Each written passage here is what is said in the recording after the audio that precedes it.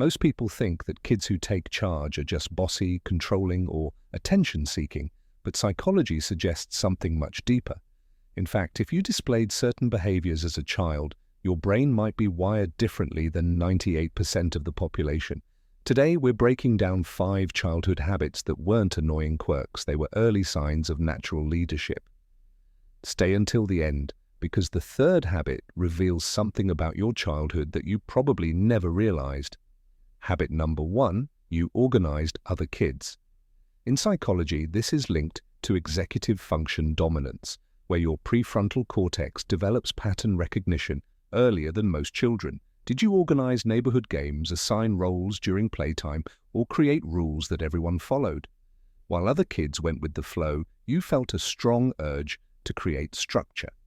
That wasn't you being bossy. That was your brain recognizing inefficiency and instinctively optimizing it. This habit reveals a mind that sees systems, not just moments. Habit number 2, you questioned authority. Picture this. You're in elementary school and the teacher gives an instruction that doesn't make sense. While everyone else quietly complies, you raise your hand and ask why.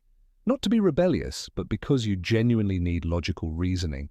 Children who challenge authority aren't defiant, they're demonstrating critical autonomy, a trait linked to independent thinking and moral reasoning. Your brain was testing the validity of external control, which is exactly what leaders do. They don't follow blindly, they evaluate, question, and make informed decisions. Habit number 3, you protected weaker kids. This reveals something profound about your childhood. Did you step in when someone was being bullied? Defend a friend who couldn't defend themselves? Stand up for what was fair, even when it made you unpopular? Psychologists call this protective leadership instinct. Studies from Stanford and Harvard found that children who instinctively protect others show early activation in the anterior cingulate cortex, the part of the brain responsible for empathy, justice, and social responsibility. You were displaying one of the rarest forms of leadership, leading with moral courage.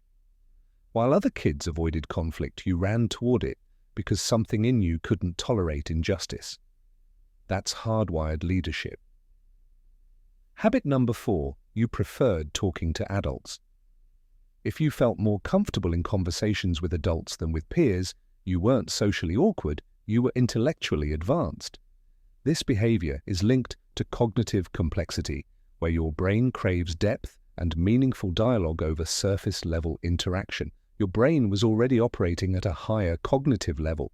You weren't interested in games, you were interested in ideas, strategy, and understanding how the world actually works. Leaders don't seek entertainment, they seek insight. Habit number 5, you created your own rules. Did you invent games with elaborate rules, build imaginary worlds with their own systems, refuse to play by standard rules because you had a better way? You were exhibiting visionary architecture, the ability to conceptualize systems that don't yet exist. While other kids accepted games as they were, you redesigned them. This isn't rebellion, it's innovation. You weren't just playing, you were prototyping leadership. You were teaching yourself to imagine new possibilities and convince others to follow your vision. Here's the most interesting part. Studies from top leadership psychologists found that people who displayed these 5 habits possess a rare combination called innate leadership architecture. You don't just lead when asked, you lead instinctively, even when it's uncomfortable. You aren't trying to be a leader, you are one. You organize chaos, you question flawed systems, you protect the vulnerable, you seek depth, you create new possibilities. These aren't skills you learned in adulthood. These are patterns that have been running in your brain since childhood. If 3 or more of these habits describe your childhood, you're part of a very specific group of natural-born leaders. Which habit resonates most with you? Let me know in the comments. I read every single one.